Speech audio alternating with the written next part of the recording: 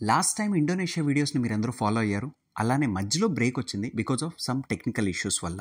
Indonesia Bali solo ట్రిప్కి ఒక 2 reasons ఉన్నాయి. Coming to the first reason, as a సైకాలజిస్ట్గా నా నాలెడ్జ్ అప్డేట్ చేసుకుంటూ హోలిస్టిక్ థెరపీస్ నేర్చుకోవడానికి వెళ్ళాను. రెండోది, అది కూడా సోలోగా వెళ్ళాను. ఎందుకు అంటే ఈరోజు ఒక్కసారి వీలైతే ఇలాంటి ఇంటర్నేషనల్ ట్రిప్స్ కావచ్చు, సోలోగా ట్రావెల్ చేసి చూడు, లైఫ్ని ఎంత అద్భుతంగా నిన్ను నువ్వు ఎక్స్ప్లోర్ చేస్తావు. అలా నేను ఇండోనేషియాలో నేర్చుకున్న చాలా విషయాలు ఈ కమింగ్ సిరీస్లో నేను మీతో షేర్ చేయబోతున్నాను. మరి ఈ వీడియోకి వచ్చేసేటప్పటికి Sunday local market in Indonesia కేవలం సండే మాత్రమే ఉంటుంది. అక్కడ చుట్టుపక్కల ఉన్న లోకల్ పీపుల్ అన్నీ కూడా వాళ్ళ దగ్గర ఉన్న ఐటమ్స్ అన్నిటిని తీసుకొచ్చి అక్కడ సెల్ చేస్తారు.